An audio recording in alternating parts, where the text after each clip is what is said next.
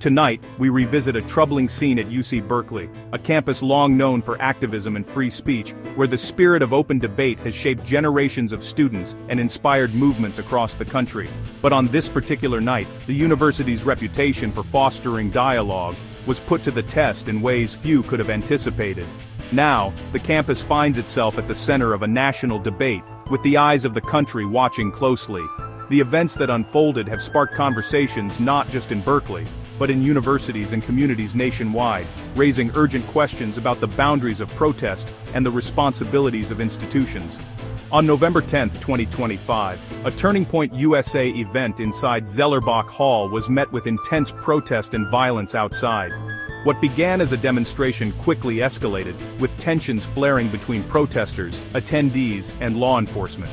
The night was marked by shouting, scuffles, and a palpable sense of unease that rippled through the campus community.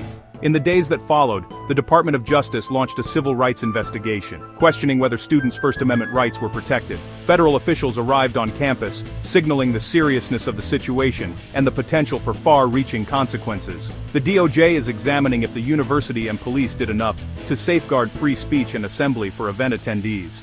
Did security measures strike the right balance between safety and the right to protest, or did they fall short in protecting those who wish to participate peacefully? Protesters, university officials, police, and attendees all play roles in a complex web of responsibility. Each group brings its own perspective, its own fears and hopes, making the search for accountability even more challenging. The investigation seeks to determine if a hostile environment silenced or intimidated individuals, violating their civil liberties. Were voices suppressed by the threat of violence, or by the actions, or inactions, of those tasked with keeping order? This isn't just about one night.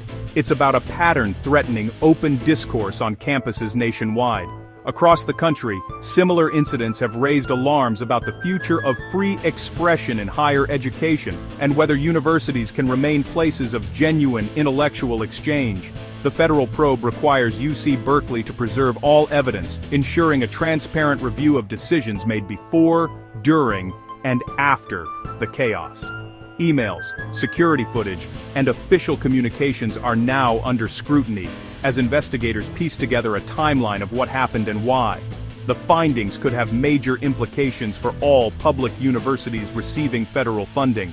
Policies and practices may be re-examined, and the outcome could set new standards for how campuses nationwide handle controversial events and protests.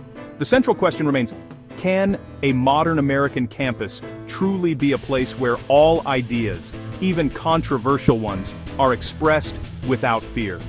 As the investigation unfolds, the answer is still uncertain, leaving students, faculty, and the nation waiting for clarity on the future of free speech in higher education. To truly understand the tensions that erupted on campus that night, we need to look closely at Turning Point USA, or TPUSA. Since its founding in 2012, TPUSA has rapidly become a major force in conservative youth politics, shaping conversations and stirring debate at colleges across the country. With active chapters on thousands of campuses nationwide, TPUSA's stated mission is to promote free markets, limited government, and individual liberty. The group is well known for bringing high-profile, often controversial speakers to campuses, especially those considered liberal strongholds, sparking heated discussions about free speech and ideological diversity. The event at Berkeley marked the final stop on their "This is the Turning Point" tour, a campaign designed not only to spark discussion, but also to energize conservative students and recruit new members. The tour had already drawn attention and protest at other universities, but Berkeley, with its storied history of activism, was always going to be the most charged stop. TPUSA events frequently face fierce opposition from students and faculty alike.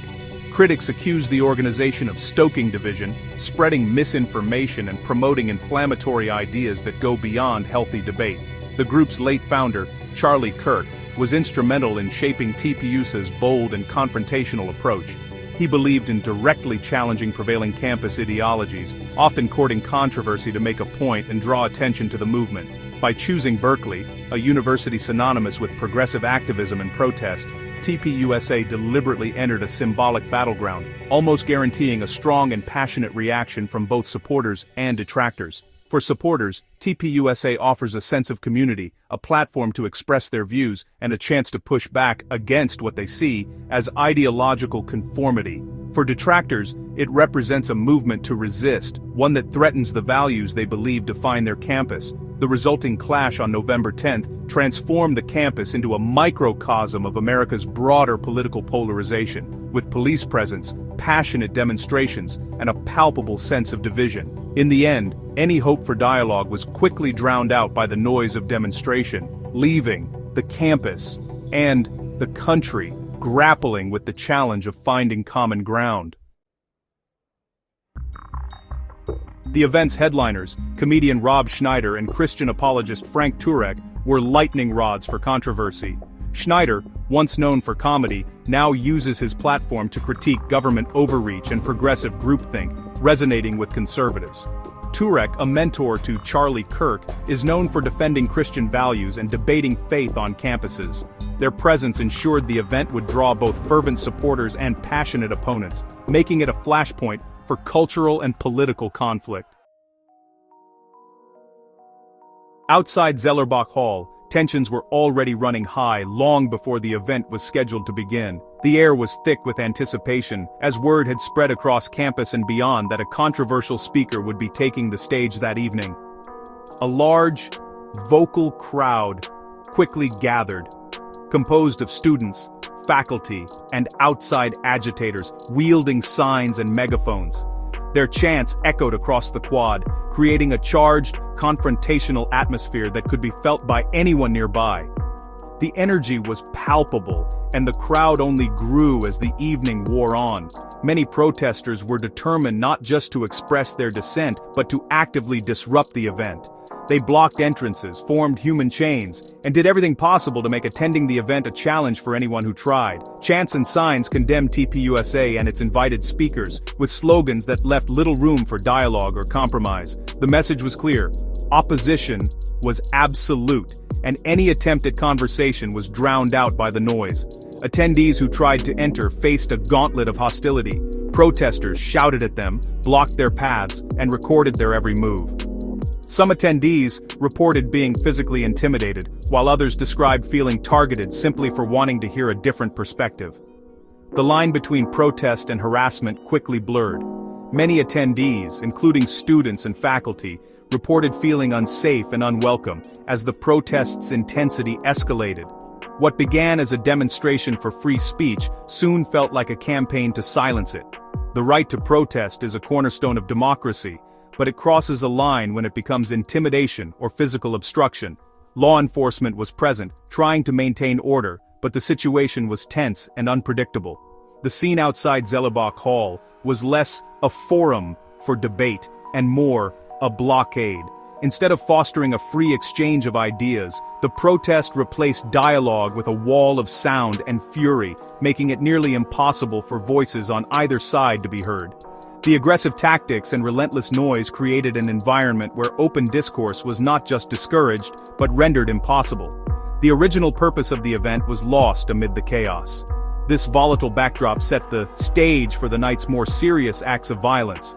As tempers flared and confrontations escalated, the risk of physical altercations became all too real. By night's end, the campus had been transformed. What should have been a place for spirited debate and intellectual exchange had become a battleground of confrontation, leaving many to wonder about the future of free speech at the university. As the night wore on, tension outside Zellerbach Hall escalated into violence. A man attempting to attend the event was struck in the head with a glass bottle, requiring hospitalization. Another attendee, wearing a Freedom t-shirt, was attacked and robbed in the crowd. The alleged assailant was later arrested. These were not isolated scuffles, but targeted acts of aggression resulting in injuries and arrests. Protesters also tried to breach security, pushing against barricades and police lines in attempts to disrupt the event. The chaos blurred the line between protest and lawlessness, creating a dangerous environment for all. Over 900 attendees inside heard the speeches, but left through a hostile crowd. Violence and intimidation appeared to be deliberate tactics to deter participation. These actions are now under sharp scrutiny by the Department of Justice. The night's violence turned a protest into a national civil rights issue. Police from both campus and city departments worked to maintain order, making at least 8 arrests for offenses ranging from trespassing to robbery. Arrests included both students and non-affiliated agitators, highlighting the mix of participants. The most serious charge was for robbery and battery during the attack on the Freedom T-shirt attendee. Even before the main protest, 4 students were arrested for felony vandalism related to anti-TPUSA displays. Some criticized the police response, questioning if more could have been done to protect attendees. Balancing protest rights with public safety remains a major challenge for law enforcement. The DOJ will closely examine whether police actions were adequate to protect civil rights that night. The federal government quickly took notice. On November 12, the DOJ's Civil Rights Division announced an investigation, elevating the incident to a national issue of constitutional rights. The focus, whether attendees' First and 14th Amendment rights were violated by a hostile environment. The DOJ's letter noted ongoing investigations into the UC system for possible civil rights violations, broadening the scope. UC Berkeley was ordered to preserve all records related to the event, from security plans to internal communications. The message is clear: public universities must protect free speech or face federal accountability. In response, UC Berkeley condemned the violence and pledged to distinguish between peaceful protest and criminal acts. The university launched its own investigation and promised full cooperation with federal authorities and the FBI. As the historic home of the free speech movement, Berkeley faces a critical test of its principles. The outcome could force changes in how the university manages controversial events. All eyes are on Berkeley to prove it can be a safe venue for all viewpoints.